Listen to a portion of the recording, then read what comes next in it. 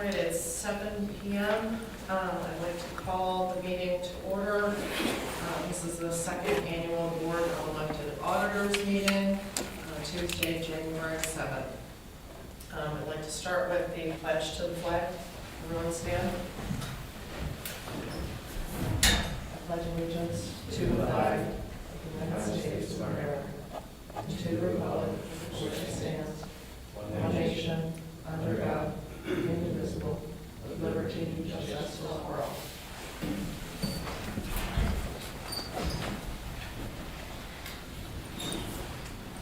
So at tonight's meeting, we have in attendance Tom Warder, myself, Valerie Schultz, and not in attendance is Chris Moore. So the first item is the reorganization. Do I hear a motion to elect a chairman? So moved. Okay. Schultz. I second. And I will make a motion to elect Tom as the secretary. Do I hear a second? Second. So next we will do adoption of the meeting minutes from the last meeting on January 10th, 2024. Erin drew to my attention there was a mistake. We had asked Christy to add in that Chris Moore was in attendance last year at the first meeting, and in fact he was not. I went back and looked at the video, so you're correct. Thank you for pointing that out. I also would like to add that we did have confirmation that Peter Bartz is the treasurer, the accounting firm for the township. And we did follow up on some of the items that are in the meeting minutes. So we'll add that to the new business, as well as some additional questions we had from the budget. So do you agree to approve the meeting minutes with that change of adding Chris Moore as being absent last year? Yes. All right, so for new business, indicated that there are no employees for the township who are also supervisors. However, if supervisors would have to fill in for any township employee, they would be compensated at the current hourly rate of any township employee that they're filling in for. Also, auditors set the mileage rate for the personal vehicles for the township business, and that would be the approved IRS rate. So, Tom, do you want to give an update? Tom put together a synopsis. He was actually requested after some of his analysis of the budget and some concerns we had about revenue and expenditures. He was asked to meet with Peter Barnes as well as some of the supervisors. Tracy Olson, Lauren Levinsky, and Crystal. Okay. So she works for the accounting firm. Yes. So I just thought it would be helpful for the residents to know about this meeting and what was discussed and what was the outcome. Okay, I put this together, and I'm just going to read through it, so it's a little boring, but I'll read through the whole thing. If you have any questions, stop me, and we'll discuss. Okay, the subject here, if you'll recall, in September, is I presented a little trend chart with revenues and expenses and showing the line closing. Not totally, but narrowing the gap to a little bit, $36,000. So following that, I got an email from Peter requesting a meeting, and we set that meeting for October the 1st at 1:30 p.m. So let me just ask this, does anybody have a copy of this thing? I have 2 copies here if anybody wants to see the summary.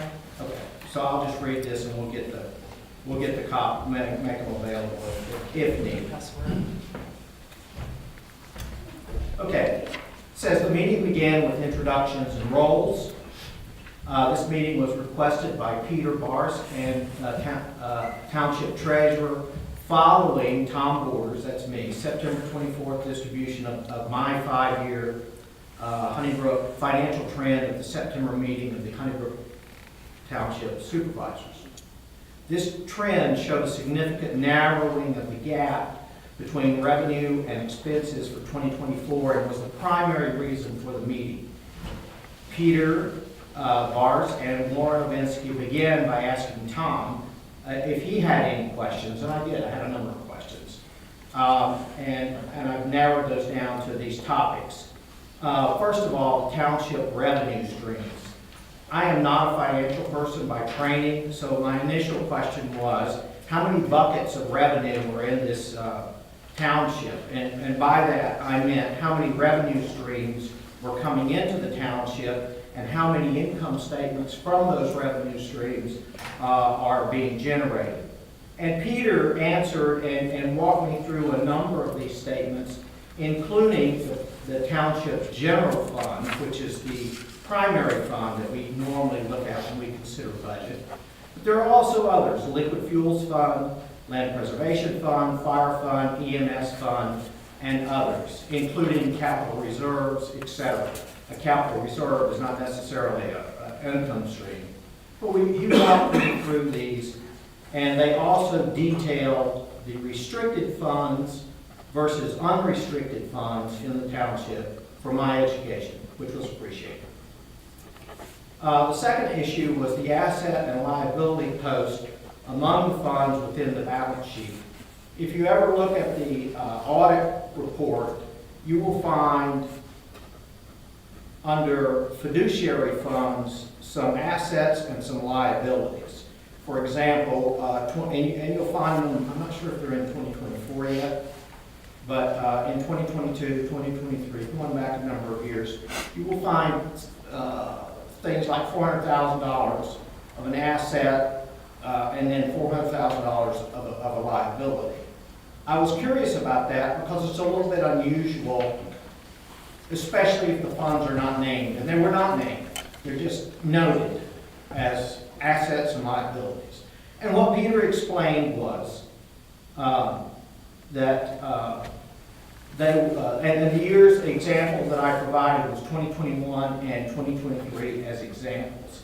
Peter responded that this was a method of accounting for restricted funds and provided details of the ledger process to me verbally.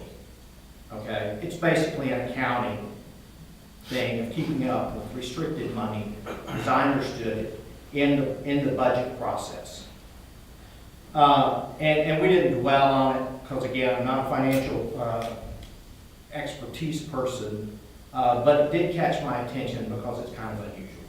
Tom, I then asked how the general fund revenue, and this was my primary concern, how is the general fund revenue budgeted since it significantly and consistently falls below previous year's township actual revenue? And that was my big question. And so we spent a lot of time on this subject.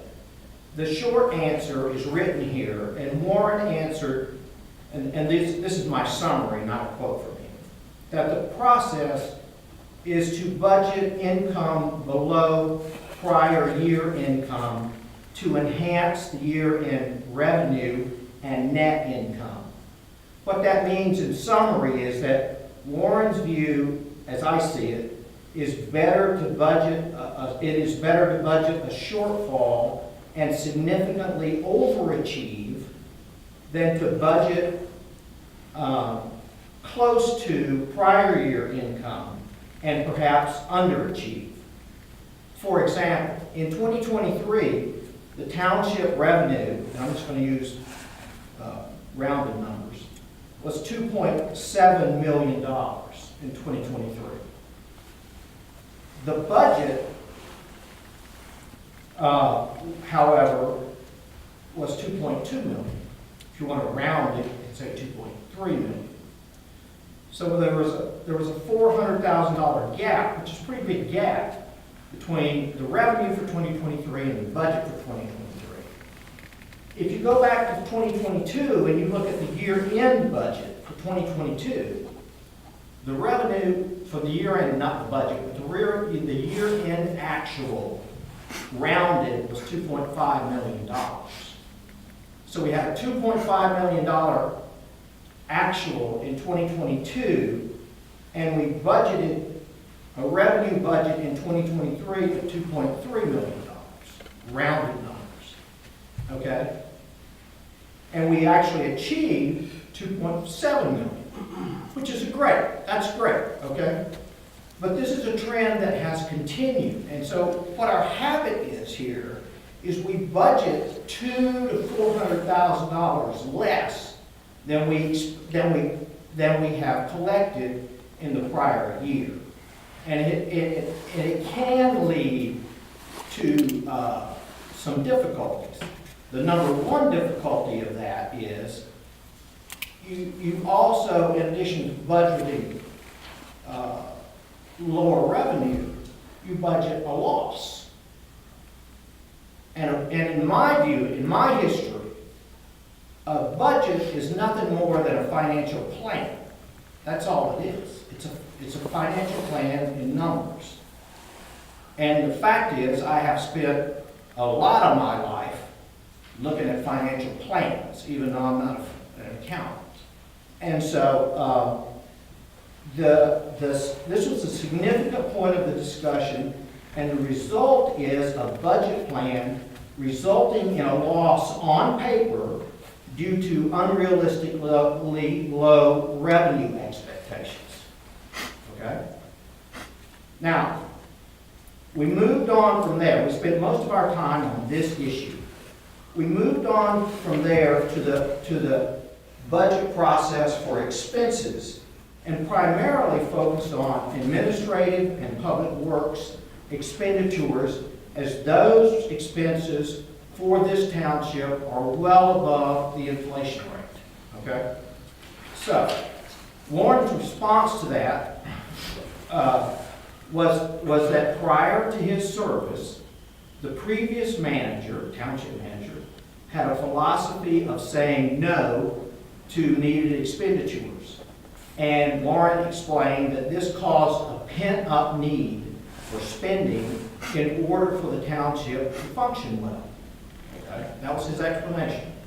And we did not discuss expenses in detail other than to point out that these two areas of public works and administration were really climbing fast. Administration more so than public works. Okay? Administrative costs, you said. Administrative costs. They've increased since 2022 by 92%. Yeah, they have. And if you, and that's just fact, if you look at the numbers. If you compare that, to the inflation rate in total, and this is a very common number that you see on the news and in financial networks, the inflation rate since 2022 for the United States is 20%. And that's as of the end of 2024. That whole time period which is significant. I mean, that's not insignificant. So a 20% inflation rate for the country as a whole, and what we've got in this township is we've got a 92% increase in, what's the administrative, what do we call it? Just administrative cost here. That's a lot, folks. That's a lot. I mean, it's 4.5 times the national inflation rate. Okay? So those kind of things, I spent a long time in work looking at that kind of stuff. And while we did not discuss it in detail, I pointed out that those two areas seemed to be excessive, and we moved on. Okay? Now, when we arrived at end-of-year projections, so we go through the revenue, we go through the expenses. Peter was giving me a lot of information, as was Warren. Okay, those two primarily. And the young lady, Crystal was there to kind of guide us along with what the actual numbers were. Okay, so, Peter asked at the end of the conversation, how did I arrive at my projected revenue expenses? And I responded that they were simply a trend analysis. In other words, I think we went through September, it could have been August. All I did was divide by the number of months, multiply by 12. That gave me a revenue number, that gave me an expense number. Okay? Now, I'll be the first to admit there are variants through the months, but that's a pretty simple way to do it and keep everything kind of level. So, the result of that was that, and this is where I need you to stick with me. The budget for the township projected a revenue of $2.4 million. Okay? Budget for the township projected a revenue for $2.4 million. When I did the trend analysis basically came out to $2.8 million, 2.792 to be exact. So we're $400,000 over on the budget, okay? Now, the expenses that were budgeted for 2024 were $3 million. $3,022,000 to be exact, which were significantly over the trend. And so when I did that same budget analysis, the expense trend at the time that we did it came out to $2.756 million. And that was a $36,000 difference. It was $36,000 lower than the projected income. So what we knew was, what it looked like was, on the budget, to me, we had a budgeted loss for this township for $488,000. That's the official budget. You can go to the website and look at it for 2024. What we ended up getting on my calculation was a $36,000 forecast. Now, here's the thing. Since then, within 4 weeks, the revenue of my little presentation, the revenue forecast was bumped from $2.4 million budget to a $2.9 million budget. So that gives us $500,000 more dollars, okay? Which was fine. It's about $100,000 more than I projected, okay? So at the end of the day, the township revised their numbers at the end of October and published on this 2025 preliminary budget. You can, if you print that off, you will find an actual through the end of October, and you will find a projected 2024 year-end estimate right beside it. Okay? So their projections, 208. yeah, their projection is that they're going to make a $208,000 surplus, which is well and good.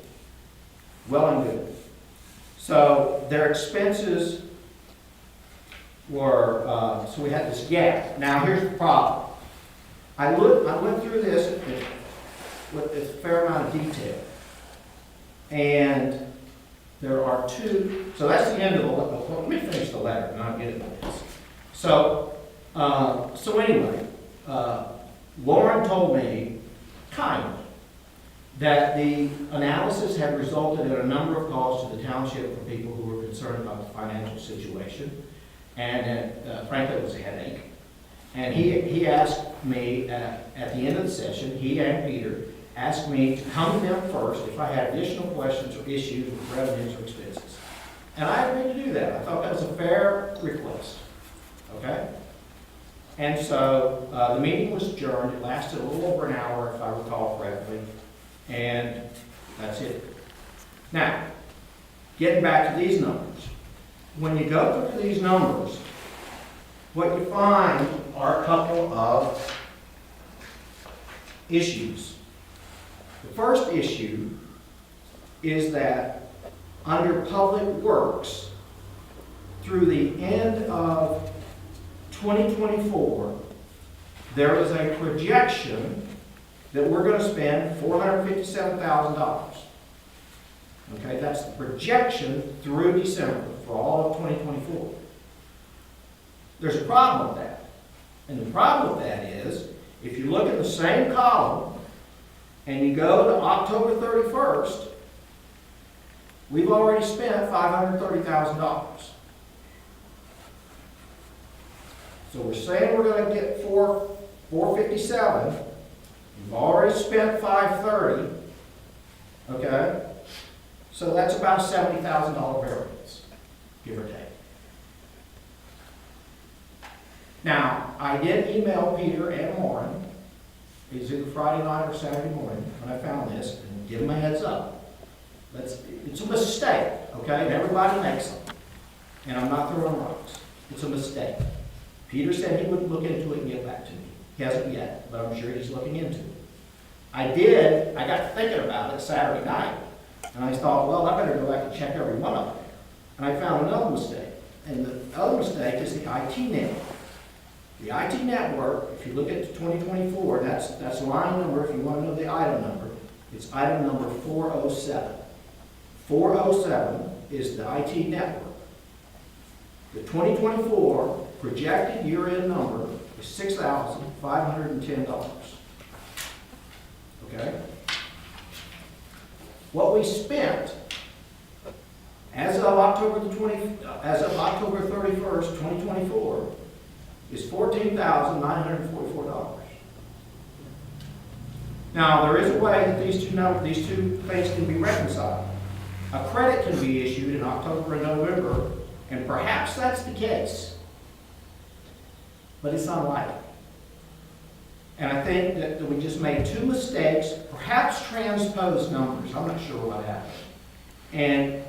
And that is another $8,000. So the bottom line is that these numbers stand and everything else remains the same. We're going to have a $78,000 increase in expenses, and we will not have a $208,000 surplus. We'll have something like give or take, $40,000 surplus, which is fine. Okay? But, and so that's it. Are there any questions? Yes, sir. I have an objection that your presentation wasn't added to the agenda. That if the township wanted to bring someone in here to hear your presentation and your potential issues, that they potentially could have done that. Fair point. And I didn't want to cut you off because your information is your information, but I do have an issue that it was not on the agenda. Okay, fair enough. Fair enough. Erin? I have a question. When you're talking about the revenue streams, one of those is the real estate taxes. In looking at the budget, it seems like the real estate taxes haven't increased since 2021, which is kind of odd with all of the new construction. In fact, we're budgeting for less.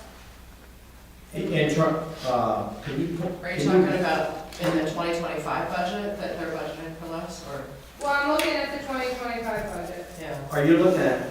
In 2021. It helps me if you read the number. Is that 301? Yeah. 301. Okay. Yeah.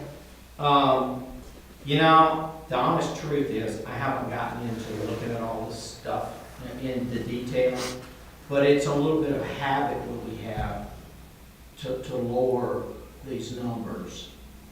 And I get the reasoning. I don't agree with it. Well, they just haven't increased at all, the actuals. Right. You know what I mean? Which is kind of odd to me. Well, if you look back to 2021, it was 264,000. And the budget and the actual projected for 2024 is 264,000. If you see that? And again, Mr. Borders, I do object to discussions going back and forth related to plans and presentation that's not on the agenda, for the record. Okay, thank you.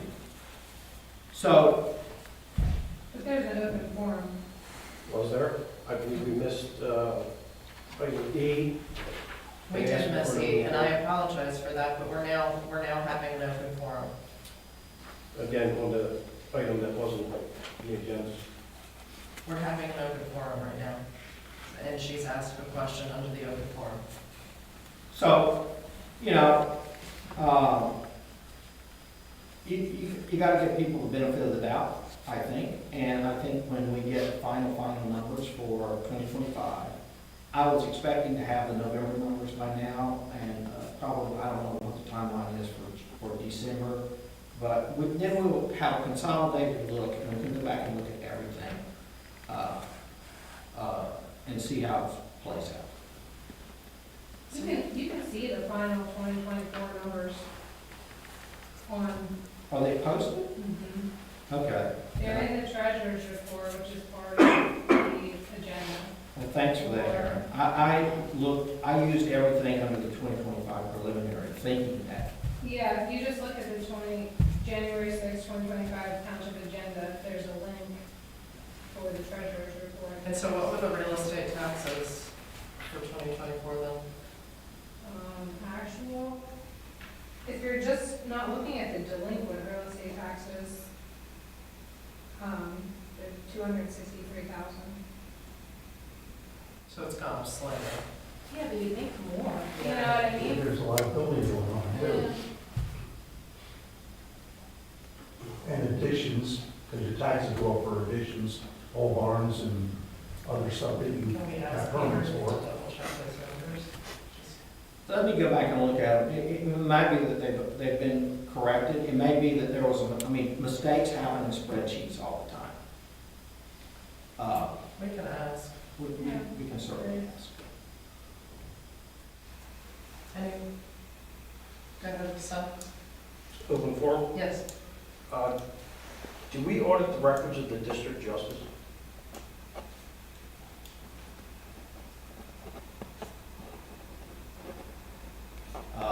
Not to my knowledge, but let me just add to that question. Let me respond. We don't have an audit in this township. I'm sorry? We don't have an audit.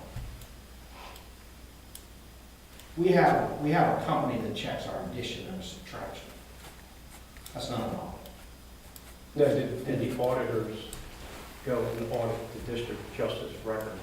Oh, I'm talking about the whole township. I have no idea about the district. So that's a no? I have no idea. I don't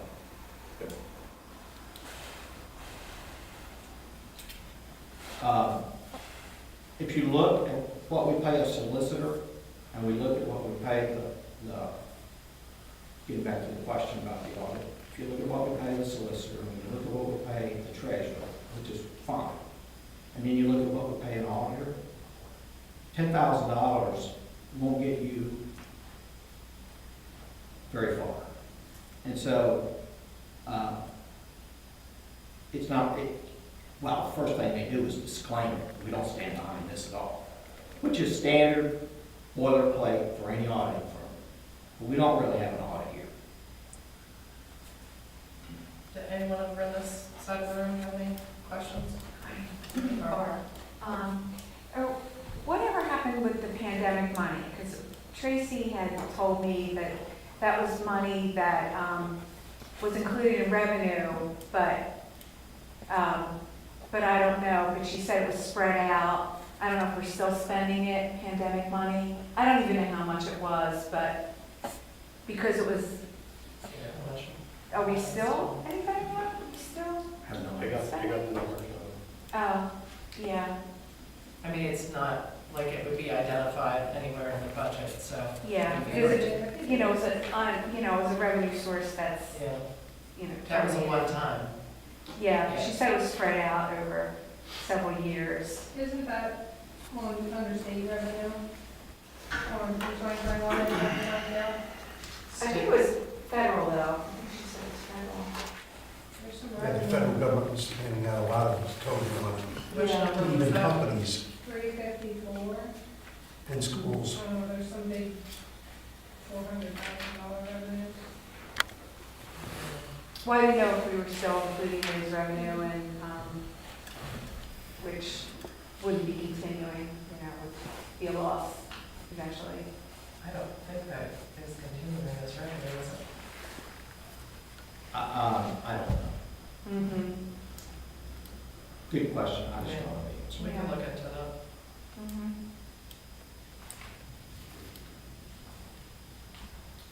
Any other questions? All right, thank you very much. So the 2026 reorganizational meeting will be scheduled then for Tuesday, January 6, 2026.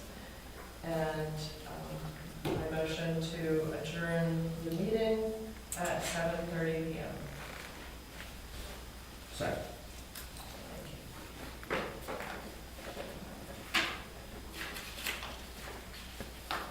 Thanks for coming.